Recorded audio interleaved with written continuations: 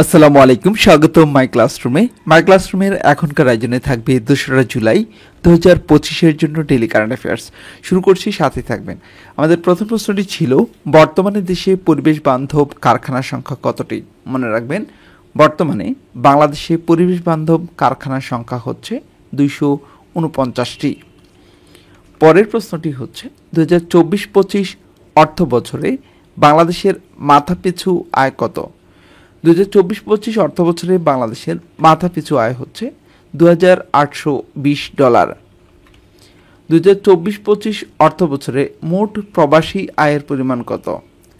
$3,033 কোটি। 2024-25 অর্থ বছরে মোট প্রবাসী আয়ের পরিমাণ $3,033 কোটি। ইতালির প্রধানমন্ত্রী জর্জিয়া মেলোনি ঢাকায় আসছেন কবে?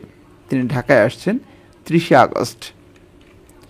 ঢাকা বিশ্ববিদ্যালয় 1921 সালের 1 জুলাই কতটি বিভাগ নিয়ে যাত্রা শুরু করে?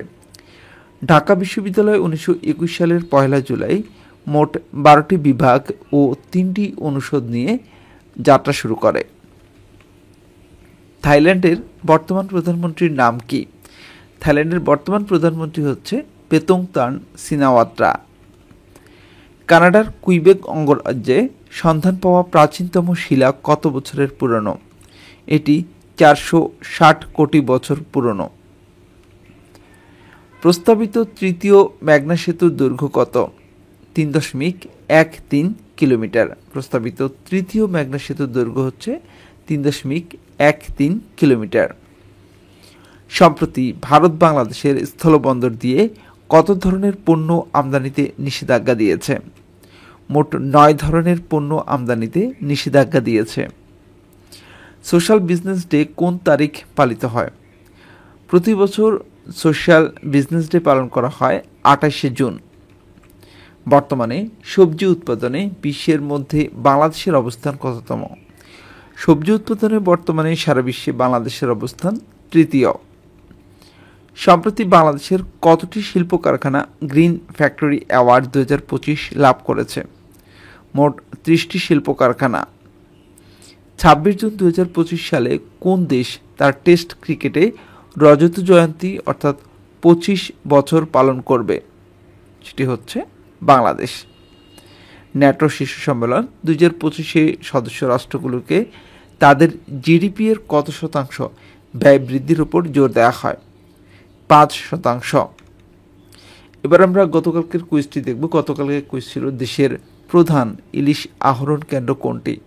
সঠিক উত্তর হচ্ছে চাঁদপুর। এবার আজকের কুইজ দেখব। 2024-25 অর্থ বছরে বাংলাদেশের মাথাপিছু আয় কত? চারটি অপশন ছিল আপনার জন্য: $2,750, $2,820, $2,680 এবং সবশেষ অপশন $2,900। প্রশ্নটি হচ্ছে, 2024-25 অর্থ বছরে বাংলাদেশের মাথাপিছু আয় কত? দেখি কতজন সঠিক উত্তর দিতে পারেন। অবশ্যই সঠিক উত্তরটি দেওয়ার চেষ্টা করবেন। এবার আমরা আজকের হাদিসটি দেখব।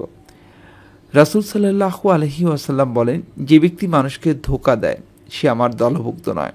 সুতরাং এই ধরনের কাজ যেন আমরা দূরে থাকি, আল্লাহ যেন আমাদেরকে এ থেকে মুক্ত রাখেন। এই হাদিসটি হচ্ছে সহিহ মুসলিমের হাদিস নাম্বার 101। আজ এ পর্যন্তই। এতক্ষণ পর্যন্ত যারা মাই ক্লাসরুমের সাথে ছিলেন সবাইকে অসংখ্য ধন্যবাদ। আল্লাহ হাফেজ।